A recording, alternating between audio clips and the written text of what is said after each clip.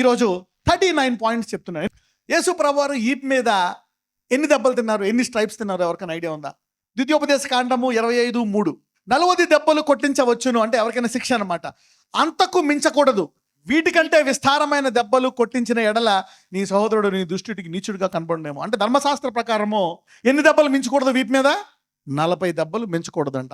2 కొరింథీలు 11:24. యూదుల చేత 5 మారులు 1 తక్కువ 40 దెబ్బలు తింటిని. అంటే ప్రతిసారి కొడుతున్నప్పుడు చట్ట ప్రకారం ఎన్ని కొట్టాలంట? 1 తక్కువ 40. అంటే ఎన్ని? అంటే ధర్మశాస్త్ర ప్రకారం ఏ నంబర్ దాటకూడదు? 40. అందుకని యేసు ప్రభువు వీటి మీద కూడా కొంచెం బాగా భయంకరమైన పెట్టి ఎన్ని కొట్టుంటారు? 40. ఓకే, ఇప్పుడు అర్థమైందా? Maybe these are 39 temptations. How to avoid 39 temptations. 39 శోధనలు జయించుట అనండి. ఎంతమంది 39 శోధనలు జయించుటన్నారు? ఈ ఒకేళ్ళు 39 ఏరియాలో పడిపోయావా? పర్లేదు, ఆయన దెబ్బల ద్వారా నువ్వు క్షమపించబడ్డావు, నీతిమంతుడివి. అలాగని చెప్పి చేస్తూ ఉంటావా? వాటిని వ్యతిరేకించి బయటకు వస్తావా? నెంబర్ 1, ప్రార్థన. రాసుకోండి, ప్రేయర్.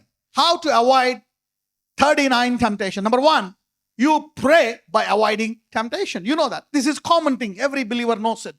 మత్తయి 26:41. మీరు శోధనలో ప్రవేశించుకున్నట్లు మెలుకోకుండా ఏం చేయాలంట? ప్రార్థన. Pray that you enter not into temptation. So మొదటిగా శోధనలో పడకుండా ఉండాలంటే ఏం చేయాలా? ప్రార్థన. నువ్వు ప్రతిసారి పడిపోయావా?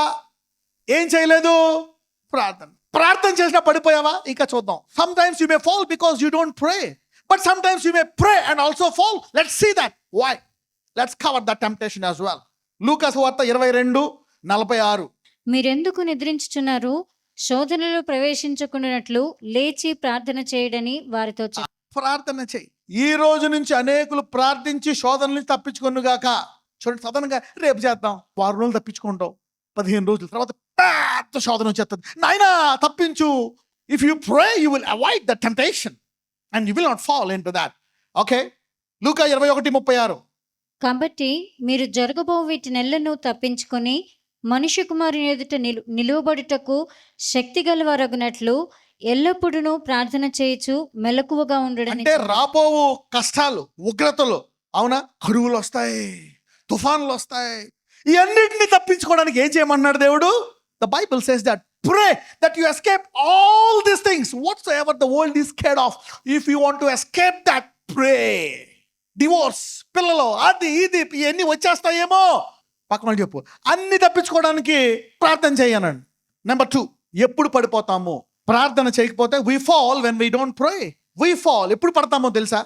ఒకసారి ఎవరైనా పడిపోయారనుకోండి, పడిపోతే వారిని చూసి ఈడు పడిపోయాడు, నువ్వు ప్రేయర్స్ అందుకే పడిపోయావు, అవమానించారు అనుకోండి, ఏం జరుగుతుందో తెలుసా? If you see somebody falling because he did not pray and you see him and tell him you fell because you didn't pray, shame on you. You know what will happen to you? Let's see. Galatians 6:1.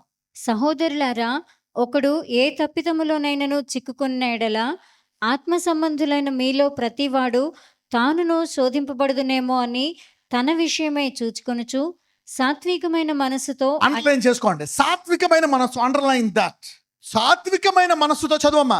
సాత్వికమైన మనసుతో అట్టివానిని మంచి దారికి ఒకవేళ సాత్వికమైన మనసుతో నువ్వు వాడిని హేళన చేయకుండా, నువ్వు బలంగా ఉండాలి నాయన, ఒకప్పుడు నేనే ఇలాగే పడిపోయాను, కానీ దేవుడు నన్ను ఇప్పుడు బలపరచాడు, నువ్వు కూడా బలపడాలా, దీన్ని జయించాలా అని నువ్వు కూడా సాత్వికమైన మనసుతో చెప్పావు అనుకో.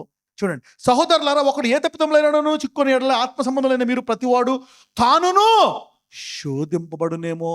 If you mock somebody who has fallen, the Bible says that you will be tempted and you will fall. If any man overtaken in fault, you which are spiritual, restore such unto one in the spirit of meekness, considering thyself, lest thou also be tempted. ఇప్పుడు చెప్పండి, శోధన ఎందుకు వస్తుంది?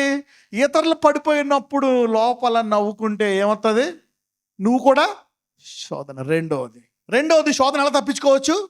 పడిపోయిన వారిని చూసి అపహసించకుండా వినయము గల మనసుతో వారిని కూడా బలపరచాలి. నేను పడిపోయాను, ఇప్పుడు నువ్వు కూడా పడకుండా బలంగా ప్రార్థన చేసుకోని నీ కొడుకుతోటో మీ చెల్లితోటో తమ్ముడితోటో ఎలా మాట్లాడతావు అలా మాట్లాడాలి. Deal with them as if you are loving them.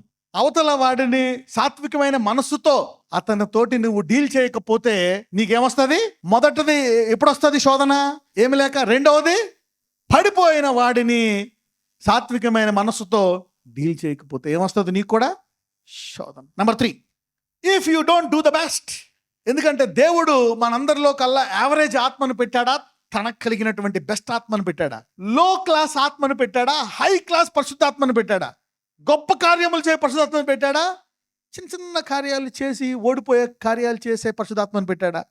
అంటే ప్రతి ఒక్కళ్ళు ఏ పనులు చేయగలరు? మంచి పనుల, చెడ్డ పనుల? Everybody can do the best. సరే, శోధన ఎప్పుడు వస్తుంది? మూడోది, number 3, when will the trouble come? When you don't do the best. అందరూ చెప్పండి, నేను ఉత్తమమైన కార్యము చేయనప్పుడు శోధన వస్తుంది. ఆదికాండం 4:4-7. హేబెలు కూడా తన మందలో తొలిచూలును పుట్టిన వాటిలో క్రొవ్విన వాటిని కొన్ని తెచ్చెను. యెహోవా హేబెలును అతని అర్పణను లక్ష్యపెట్టెను. కయీనును అతని అర్పణను ఆయన లక్ష్య పెట్టలేదు. కాబట్టి కయీనుకు మిక్కిలి కోపము వచ్చి అతడు తన ముఖము చిన్నబుచ్చుకొనగా, యెహోవా కయీనుతో, నీకు కోపమేలా? ముఖము చిన్నబుచ్చుకొని ఉన్నావేమి? నీవు సత్క్రియ చేసిన ఎడల తలనెత్తుకొనవా? సత్క్రియ చేయని ఎడల వాకిట పాపం పొంచియుండును, నీ ఎడల దానికి వాంఛ కలుగును, నీవు దానిని ఏలుదు అని. నీవు సత్క్రియ చేయని ఎడల వాకిట ఏముంటుందంట? పాపము. మనకి దాని మీద ఏం కలుగుతుందంట? వాంఛ.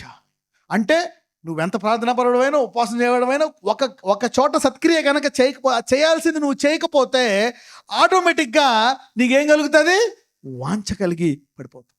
If you don't give the best, అప్పుడప్పుడు దేవుని పశ్చాత్తాప అడగాలి. You say I will give this and you are not giving, you will fall into temptation.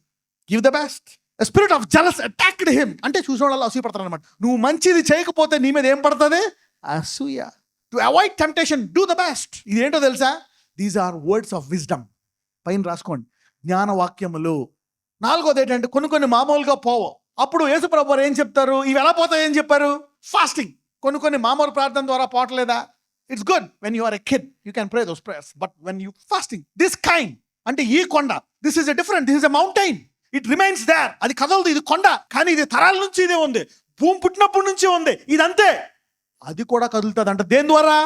ఉపవాసము. This is the mountain, this is the foundation of the earth. It cannot change, but God is telling by fasting you can change it. కొన్ని శోధనలు ఎన్ని చేసినా పోవు. దేని ద్వారా పోతాయి? ఉపవాసం. మత్తయి 17:21. This kind does not go by fasting and prayer. Some temptations will only go by fasting and prayer. Number 5, resisting sin unto blood. రక్తము కారునంతగా ఎదిరించుట. యేసు ప్రభువారు రక్తము కారునంతగా ఎక్కడ ఎదిరించారు? గెత్సెమనే తోటలో. ఏ శోధనను ఎదిరించారు? ఈ గిన్నె నా వద్ద నుండి తొలగించి. అదేంటి యేసు ప్రభువారికి? ఆశీర్వాదమా? శోధన. Jesus was facing a temptation. Man, don't go to the cross. Take God to take this ball away. హెబ్రీయులకు రాసిన పత్రిక 12:4. మీరు పాపముతో పోరాడుటలో రక్తము కారునంతగా ఇంకా దానిని ఎదిరింపలేదు. కొన్ని సార్లు బలంతో ఎదిరించాలంట. ఒక 15 రోజులు కఠినంగా పట్టుకొని అదే పని మీద కూర్చోవాలి. ఆయన ఏం చేశాడంటే ఇక తిండి బ్రేక్ లేదు, ఏమీ లేదు, ఎదిరిస్తూనే ఉన్నాడంట. వద్దు ప్రభు, ఈ గిన్నె తోలి ఈ శోధనను జయించాలా. మొదటిసారి, రెండోసారి, మూడోసారి ఎవరు వచ్చారంటే పరలోకం నుంచి దూత వచ్చి బలపరిచింది. పట్టుదల అనండి. Resisting. Some times you need to resist into blood. కొన్నిసార్లు కొన్ని బలహీనతలు పోవు. Some weaknesses will not go, some infirmities will not go. You have to be prepared to resist them into blood. కొన్ని శోధనల్ని అలా జయించాలి. మొదటిగా ప్రార్థన ద్వారా శోధనలు జయించాలా. రెండవది, ఇతరులు పడిపోయిన వారిని అపహాస్యం చేయడం ద్వారా శోధనలో పడతాం. మూడవది, మీరు ఉత్తమమైన కార్యము చేయకపోతే శోధనలో పడతాం. నాలుగోది, కొన్ని చోట్ల ఉపవాసము చేయాలి, కొన్ని చోట్ల రక్తము కారణంతగా ఎదిరించాలి. ఈ రోజు నుంచి రన్ ఆఫ్టర్ ద ప్రామిస్. అందరూ కూడా చేతుల పైకెత్తి, నజరేయుడైన యేసయ్యా, ఇదిగో తండ్రి, 39 శోధనల విషయమై నీవు దెబ్బలు తిన్నావు, మమ్మల్ని విడిపించావు. ఇదిగో ఈ 39 మేము చదువుకొని, ఈ 39 మేము పడకుండా నిలకడగా ఉండడానికి నువ్వు మాకు సహాయం చేస్తున్నావు. ఇవి మాటికి మేము ధ్యానించుకొని మేము మా తరము నిలకడగా ఉండి నీ సేవ చేసే కృప మాకు దయచేయండి. మా అందరికీ నీ శరీరము ద్వారా దయచేయమని ప్రార్థిస్తున్నాము తండ్రి. ఆమేన్.